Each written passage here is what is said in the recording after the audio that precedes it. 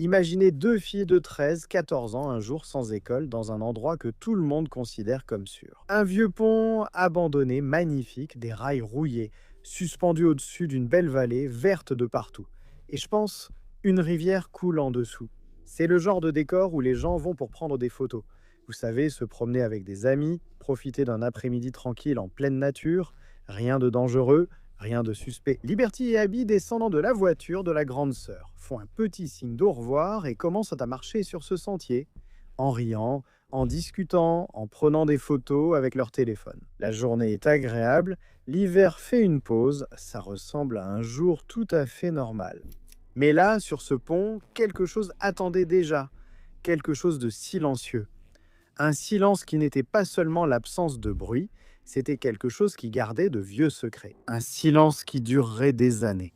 Jusqu'à ce que, finalement, une voix basse et claire vienne le briser. Une voix enregistrée dans la poche de l'une d'elles, un ordre simple qui résonnerait pour toujours.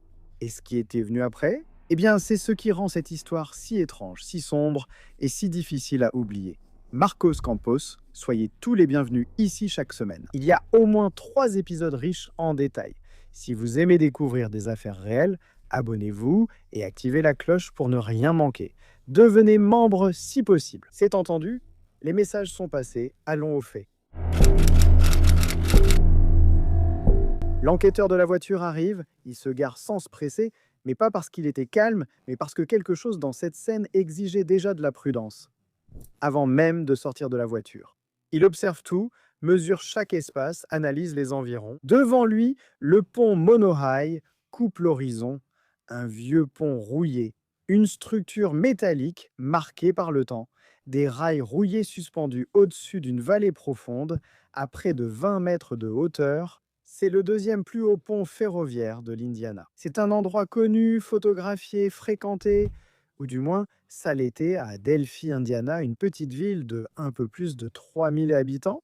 Un endroit associé à la tranquillité, où les crimes violents sont très rares, où tout le monde, d'une certaine manière, se connaît, tu sais. Le pont a été abandonné en 1987, il y a longtemps, lorsqu'il a cessé de servir au train, mais il n'a jamais cessé d'attirer les gens. Au fil des années, elle est devenue un sentier, un décor pour les photos, une promenade en fin d'après-midi. Le paysage aide à tromper. Il y a du vert partout, un ruisseau juste en dessous, une forêt dense, un environnement beau, bucolique, la nature partout autour. Trompeusement sûr. Mais ce jour-là, quelque chose a changé là-bas, et cela allait tout changer pour toujours. Les premières informations qui sont arrivées sur l'affaire, quand on s'est rendu compte de l'absence des filles, étaient fragmentées. Des amis vus ensemble pour la dernière fois sur ce sentier, aucun témoin direct, aucune scène évidente de violence. Les noms sont vite devenus connus, Liberté Germain, 14 ans, et Abigail Williams, 13 ans. Elles n'étaient pas seulement camarades, elles étaient les meilleures amies. Liberté, que tout le monde appelait Libby, était extravertie, bavarde, compétitive. Elle aimait le sport et les défis, elle pratiquait le softball, le football, le volleyball, la natation. Elle avait une forte présence, une opinion bien arrêtée et une énergie constante. Quant à Abigail ou Abby, elle avait un profil très différent, plus réservé au premier abord, surtout avec ceux qui ne la connaissaient pas. Mais entre amies, elle se montrait légère, joueuse aussi et affectueuse. Elle aimait la musique, les jeux et les discussions. Deux personnalités, on peut dire, distinctes, mais qui, d'une certaine manière, se complétaient. Malgré leur jeune âge, aucune des deux n'était naïve. Elles ont grandi en entendant des avertissements. Les familles rappelaient toujours les précautions de base. Elles savaient toujours que le monde pouvait être dangereux. Peu importe l'endroit, même si dans ce cas, l'endroit était la petite ville de Delphi. Et c'est ainsi que nous arrivons au 13 février 2017. C'était un lundi, il n'y avait pas cours ce jour-là. L'hiver là-bas, dans l'Indiana, avait fait une pause. Le temps était agréable, même pour cette période de l'année, invitant à une promenade. Les filles étaient chez leur famille, et une idée est venue, aller se promener sur ce pont. Liberty avait déjà demandé cela plusieurs fois pendant la semaine, mais elle entendait toujours un non. Pourquoi? Des engagements, pas le temps, c'était hors du chemin ou pas pratique, comme on dit ici. Mais cet après-midi-là, la réponse a été différente. Kelsey, la sœur aînée de Liberty, a accepté de les emmener. Pas parce qu'elle pensait que c'était une idée brillante ou parfaite, mais parce qu'elle comprenait la frustration de sa sœur. Chaque fois qu'elle demandait et que la réponse était négative, ce n'était qu'une sortie, n'est-ce pas, quelques photos, quelques heures hors de la maison. Ainsi, vers 13h35, la voiture se gare près du sentier. Les filles descendent, Kelsey observe pendant quelques secondes, quelques minutes. Rien ne semblait anormal, alors elle s'en va. Tout était convenu. La famille savait déjà où elles étaient. Plus tard, quelqu'un viendrait les chercher à un point précis, là sur le sentier. Le plan était très simple, marcher, discuter, prendre des photos, passer du temps là-bas, s'amuser et rentrer à la maison. Et comme c'était en milieu de semaine, l'endroit où il était très calme, pratiquement vide. L'après-midi passe tranquillement, Liberty et Abigail marchent sur le sentier, elles discutent, rient, prennent des photos, mais à un certain moment, elles traversent le pont. C'est un lieu magnifique mais qui exige beaucoup d'attention, n'est-ce pas? Les rails sont étroits, espacés, déjà très vieux, et toute négligence là-bas peut être fatale. Pourtant, rien ne semble anormal visiblement jusqu'à ce que le temps commence à paraître trop long pour les familles. Lorsque l'heure convenue pour le retour approche, Derek German, le père de Liberty, appelle son téléphone portable. Sans réponse, il rappelle une nouvelle fois, toujours rien. Mais à ce moment-là, il ne s'alarme pas encore. Peut-être pense-t-il alors, pas de réseau, téléphone en silencieux, elle discute peut-être. Tout cela est possible. Pourtant, quelque chose commence à le déranger. Derek rappelle encore, rien. Il prévient alors Carrie, la mère de Libby qui travaille.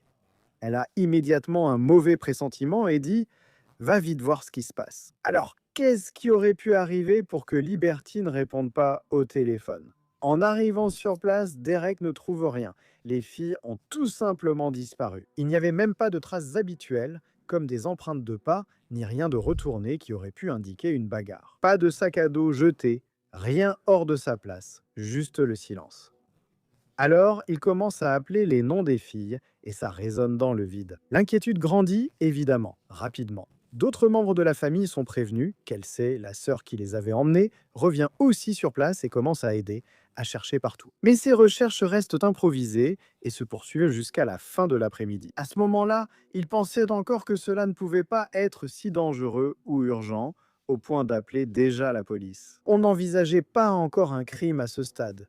Les hypothèses différaient alors, une chute, des blessures ailleurs, sur le sentier, l'inconscience en pleine forêt ou simplement 7 perdus. Mais à mesure que la lumière du jour commençait à disparaître, la situation a alors commencé à changer et à devenir vraiment angoissante. Là-bas, il n'y avait pas d'éclairage public. Quand il fait nuit, il fait vraiment nuit. La famille a alors compris qu'elle ne pouvait plus gérer la situation sans l'aide de la police.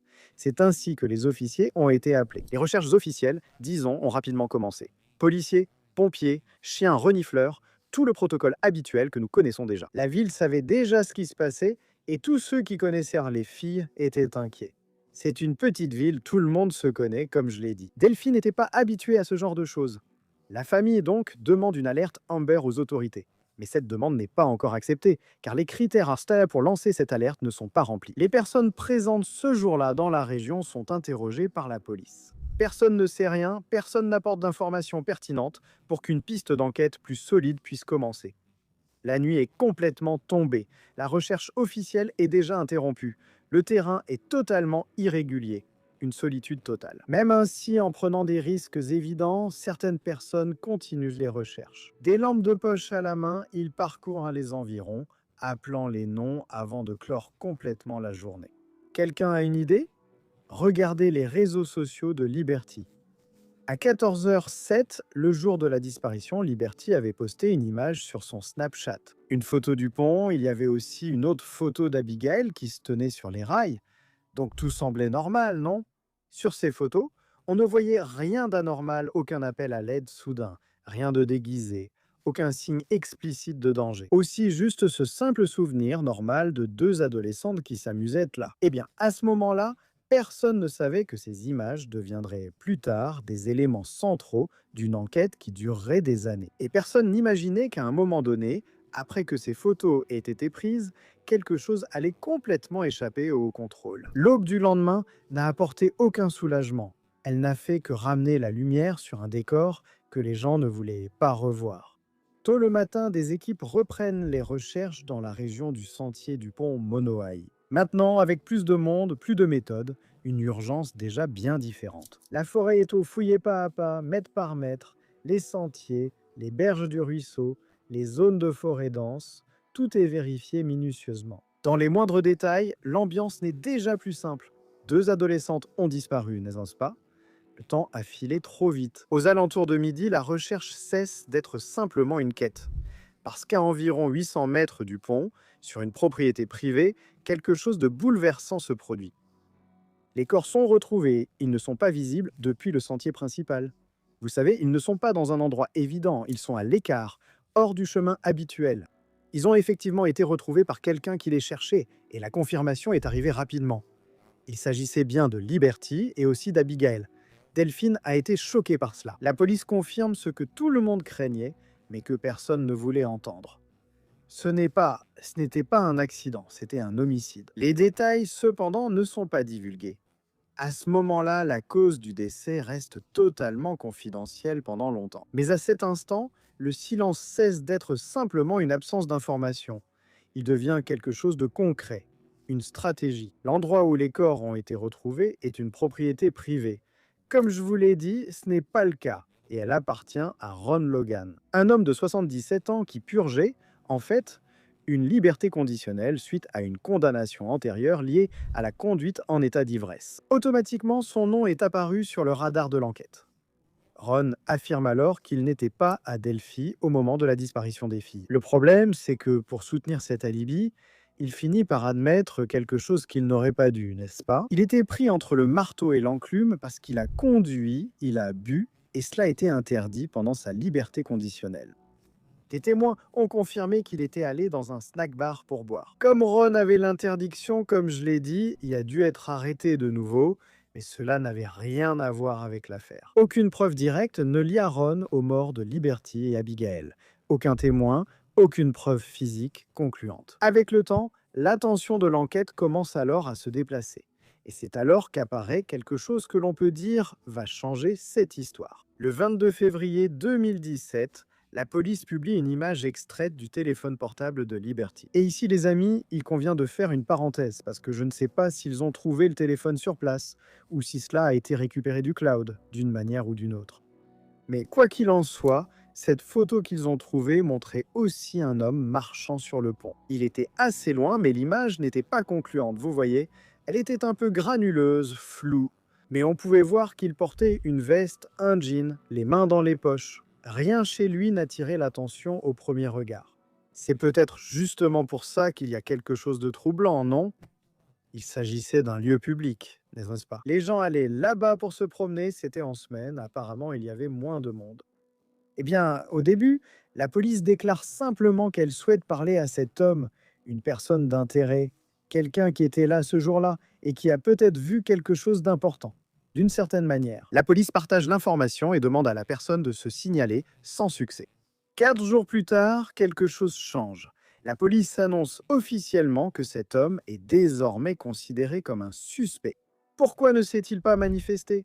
Cette décision a évidemment un impact, mais elle crée aussi de la confusion, car en même temps, elle laisse entendre qu'ils ne savaient peut-être pas exactement dans quelle direction ils vont avec cette enquête. Est-ce qu'il y avait quelqu'un d'autre avec cet homme là-bas? Est-ce qu'il a agi seul, si toutefois il a agi? Qu'est-ce qui pourrait encore se cacher derrière cette photo? C'est alors que survient la révélation la plus troublante jusqu'à ce moment-là. Les enquêteurs confirment l'existence d'un enregistrement audio, un enregistrement réalisé par Liberté, un court extrait, simple, mais très effrayant dans cet audio. Là, on entend la voix d'un homme qui dit clairement et de façon incisive « Down the hill » ou « Descendez la colline ». Cette révélation change évidemment la compréhension de ce qui se passait à ce moment-là. Il ne s'agissait plus seulement de quelqu'un aperçu de loin, ni simplement d'une disparition. Cela montrait qu'il y avait eu une interaction entre les filles et cet homme, ou un autre homme, car il s'agissait bien d'un enregistrement audio direct, n'est-ce pas? Tout se connectait à ce moment-là. Cet homme s'était probablement approché suffisamment pour être enregistré par le téléphone de la fille. Réfléchis. Le téléphone devait être dans leur poche, enregistrant tout, peut-être même sans qu'elles s'en rendent compte. Elles disent aussi dans cet enregistrement que quelqu'un suit une personne depuis plusieurs minutes. Ce n'était donc pas une attaque soudaine, mais quelque chose qui se préparait lentement jusqu'à ne laisser aucune issue. Les attentes de la police étaient claires. Maintenant, quelqu'un va reconnaître cette voix, peut-être un voisin, un collègue de travail, un parent. Quelqu'un, quelque part, va associer cette image, cet enregistrement audio, à un nom. Mais cela ne s'est pas produit. C'est alors qu'apparaît une figure qui deviendra même mondialement connue dans cette affaire, comme Bridget Guy, le gars du pont. Plus tard, ensuite, il y a eu des rumeurs qui ont circulé à travers les publications des gens, un bouche à oreille, qu'il y aurait un deuxième enregistrement audio sur le téléphone portable, mais que cet audio n'aurait jamais été rendu public. Dans cet enregistrement, supposément, Liberty et Abigail disaient que quelqu'un les suivait. Autrement dit, si cela est vrai, ce n'est pas. Je dois aussi revenir en disant que dans cet enregistrement, elle disait cela, n'est-ce pas? Si c'est vraiment vrai, là où il y a de la fumée, il y a du feu, non? Si c'est vraiment vrai, il est probable que les filles étaient déjà méfiantes depuis un certain temps. Mais qu'est-ce qu'elles allaient faire au milieu de la forêt? Sans personne, n'est-ce pas? Avec toutes ces informations qui fuitent et sont rapportées, l'affaire commence à gagner en notoriété nationale. Une récompense est offerte. Les indices commencent à arriver de personnes aléatoires. Beaucoup même. Des témoignages de personnes qui jurent reconnaître cette voix. D'autres qui disent avoir déjà vu quelqu'un ressemblant à cet homme sur la photo du pont. Des informations venant de villes voisines, d'autres États, même de l'étranger. Il y a plus de 70 000 signalements qui s'accumulent au fil des années. Le problème n'est plus le manque d'informations, mais leur excès. Voilà pourquoi il n'y a rien de concret pour désigner ou inculper quelqu'un. Pendant ce temps, un détail attire l'attention des spécialistes et des journalistes. La cause du décès reste totalement confidentielle. Même pas une version générique n'a été divulguée. Pourquoi? Eh bien, l'ancien agent du FBI et commentateur d'ABC News, Brad Garrett, remet aussi cela en question publiquement. Pour lui, cacher complètement ce genre d'informations sort de l'ordinaire. Selon Garrett, il existe une justification plausible à cela. La cause du décès pourrait contenir un détail très spécifique, quelque chose que seul l'auteur du crime pourrait connaître. Dans ce cas, ce serait un élément utile lors d'une confrontation, par exemple, pour déterminer un détail capable de distinguer une véritable confession d'une fausse. Et maintenant, les gens commencent à se rendre compte que peut-être que tout ce silence n'est pas une erreur, n'est-ce pas, mais plutôt un piège, une stratégie. Comme je l'ai dit, l'enquête se poursuit loin des yeux du public. Le pont est fermé, entièrement entouré, les gars installent des barrières, des panneaux d'entrée interdites, des fleurs commencent à apparaître en hommage, des petits mots. Le sentier, autrefois animé, est maintenant presque désert. Les gens ont peur. Cela inspire la prudence chez de nombreux habitants de Delphi. La peur n'est pas seulement de ne pas savoir qui a fait ça, mais d'imaginer que le responsable pourrait être là. Toujours mêlé à la ville, vivant parmi les maisons, là, travaillant, allant au marché. Et ce sentiment s'intensifie justement parce que personne n'est arrêté. Ce n'est qu'en octobre 2022 que quelque chose se passe. Le 26 octobre, un homme nommé Richard Allen, âgé de 50 ans, est enfin arrêté. Tout le monde est stupéfait, bouche bée. Le choc est immédiat. Allen n'était pas un étranger, ce n'était pas un gars de passage. Vous savez, quelqu'un de Delphi, un inconnu opportuniste. Il habitait en ville, il a toujours été là, au milieu de tout le monde. Il travaillait dans une pharmacie, un emploi ordinaire, une routine ordinaire, un visage ordinaire pour tout le monde là-bas. Selon les premiers rapports, l'arrestation concerne une balle qui n'a pas été tirée et elle a été retrouvée là, sur la scène du crime. Une marque serait compatible avec une arme associée à Allen. De plus, des informations apparaissent concernant plusieurs aveux qu'il aurait faits pendant qu'il était en détention. Des déclarations dans lesquelles il aurait admis une implication directe dans la mort des filles, mentionnant même l'utilisation d'un couteau. La maison du suspect est inspectée, sa voiture saisie. Les voisins notent l'attention de la police et un feu de camp dans le jardin. La question qui résonne désormais en ville n'est plus qui a fait cela, mais comment personne ne l'a remarqué plus tôt. Et donc, bien sûr, nous nous basons, les amis, sur les informations publiques concernant l'affaire. Mais tout cela est très étrange, n'est-ce pas? Je ne sais pas si cette photo est publique, mais mince. Personne n'a reconnu ce type pendant tout ce temps d'enquête. Voyons s'il y a quelque chose de pertinent au procès. La procédure avance lentement, il y a des reports, des changements d'avocats, des discussions sur l'admissibilité des preuves. Le temps, encore une fois, semble tester la patience des gens. Tu vois, ce n'est qu'en octobre 2024 que le procès principal commence au tribunal.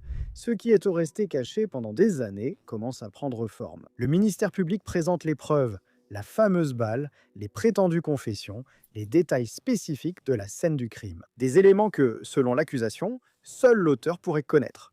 Et c'est à ce moment-là que tout ce silence, gardé pendant si longtemps, commence à prendre tout son sens. Bien que Liberty et Abigail aient perdu la vie à cause de coups de couteau, l'un des points les plus débattus pendant l'enquête concernait la présence de la balle non tirée sur la scène du crime. Elle n'expliquait pas comment les filles étaient mortes, mais elle aidait beaucoup à expliquer qui était présent sur les lieux. Selon l'accusation, la cartouche aurait été éjectée manuellement d'une arme lors du possible contrôle des victimes. Le gars est tombé sur les lieux sans s'en rendre compte et la police l'a trouvé. Les experts ont confirmé que des marques microscopiques sur la cartouche correspondaient à l'arme de Richard, créant ainsi, évidemment, un lien physique entre la scène du crime et lui. Dans une affaire sans témoin direct, cette pièce représentait quelque chose de très important, n'est-ce pas? Le couteau raconte la fin de l'histoire, n'est-ce pas? Et la balle aide à indiquer qui était là pour écrire cette histoire. La défense essaie de démonter ce récit, la défense remet en question les procédures, conteste la validité des aveux, sème le doute auprès des familles. Entendre des détails qui sont restés cachés pendant des années n'apporte pas exactement le réconfort qu'ils espéraient. Cela apporte en effet la confirmation que les filles ont été poignardées, une douleur lancinante, ravivée. L'accusation n'a pas présenté de motivation simple ou directe, mais certains éléments ont aidé à dessiner un scénario possible. Des témoignages émergent, issus de professionnels du système pénitentiaire où Richard a séjourné, ainsi que de Richard lui-même. Tout cela indique qu'il se serait approché des filles avec une intention prédatrice, possiblement sexuelle. Selon ces récits, le plan initial aurait été déstabilisé. Quand quelque chose s'est produit sur le moment, là, soudainement, la présence d'un véhicule, le risque d'être vu, et qu'est-ce qui a commencé? Alors, comme cette approche a fini de manière extrême, peut-être, à mon avis, d'après ce qui a été rapporté, il voulait abuser des filles, n'est-ce pas? Ensuite, évidemment, il avait déjà l'intention de tuer, bien sûr, mais alors, quand quelqu'un est apparu, probablement, il a dû utiliser l'arme. Pour les faire entrer discrètement dans une zone boisée, afin que personne ne voie, puis il les a tués pour effacer les preuves, n'est-ce pas? Sans avoir fait ce qu'il voulait initialement. Le ministère public a bien précisé qu'il ne s'agissait pas d'une colère personnelle, de vengeance ni d'une relation antérieure, mais bien d'une opportunité saisie. Une rencontre fortuite, exploitée par quelqu'un qui s'est senti momentanément maître de la situation. Vous savez, un crime d'opportunité commis par un véritable déchet. Et c'est précisément pour cela que ce crime était si difficile à prévoir. Ainsi, rien n'est dit pendant l'enquête sur cette affaire. Mais je me suis posé la question, n'est-ce pas? Est-ce que c'est vraiment le seul?